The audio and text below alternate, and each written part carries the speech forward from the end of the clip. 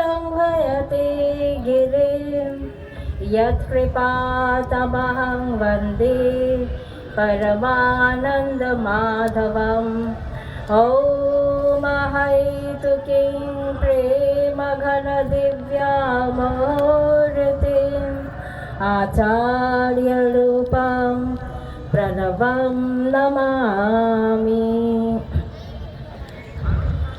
আজকে একটি অত্যন্ত শুভ পবিত্র দিন। আজকে আমরা সকলে যেখানে সমবেত হয়েছি, এতক্ষণ আপনারা তীর্থরাজ ত্রিবেণী সম্পর্কে অনেক কিছু জেনেছেন, অনেক কিছু সম্পর্কে আমরা জ্ঞান লাভ করলাম।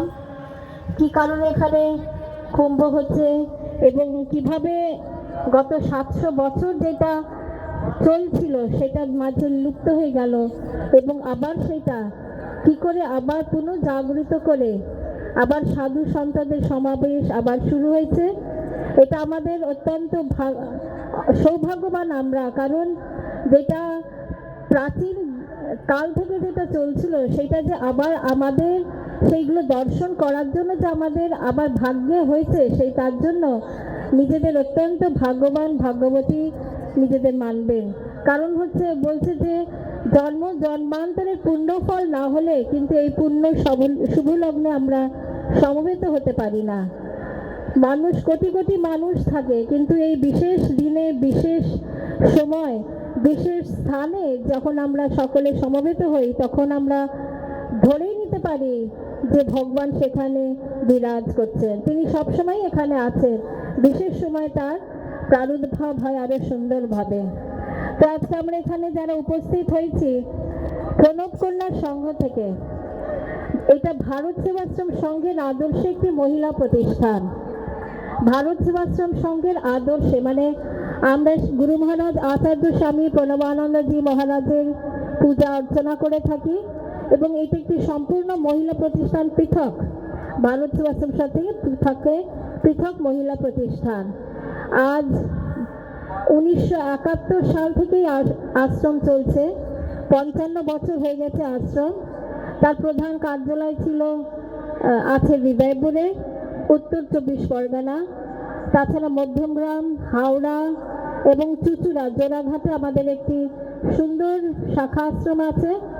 এই চুচুড়া শাখা আশ্রম থেকেই আমাদের এই বিরাট কার্য, এই যে সেবা কার্য চলছে। আমরা সকলে এখানে সমবেত হয়েছি।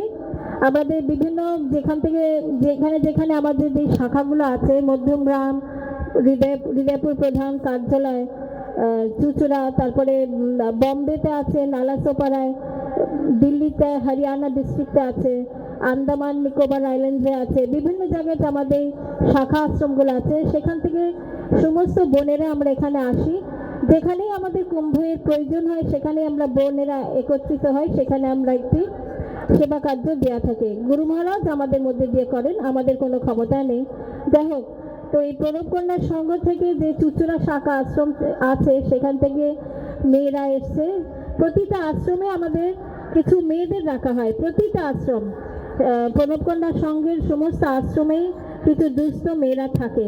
তারা ছোট থেকে তাদের বড় হচ্ছে, তারা খাওয়া দাওয়া ইত্যাদি পড়াশুনো সমস্ত কিছুই আশ্রমের ব্যয়সম্মত। তো সেইভাবেই তারাও মানুষ হচ্ছে। আজকে আপনাদের সামনে সেই ছোট্ট মেয়েরা কিছু পরিবেশন করবে, গীতা পাঠ হবে এবং নৃত্য পরিবেশন করবে। আপনারা সকলে এতক্ষণ ধৈর্য ধরে বসেছেন, আর একটু ধৈর্য ধরে বসুন, বেশিক্ষণ সময় লাগবে না। তারপর আপনাদের আরো বিভিন্ন যেই সাংস্কৃতিক অনুষ্ঠানগুলো হচ্ছে সেগুলো পরপর হবে। বলো শ্রী শ্রী গুরু মহারাজ কি জয়, आचार्य स्वामी प्रणवानंद जी महाराज की जय, सनातन हिंदू धर्म की जय, वैदिक भारत की जय। আমরা সকলে হিন্দু। সবকিছুর আগে মনে রাখতে হবে যে আমরা হিন্দু এবং আমাদের একত্রিত সমবেত হতে হবে, একত্রিত হতে হবে এবং একইভাবে আমরা একই সাথে উঠবো, একই সাথে চলবো।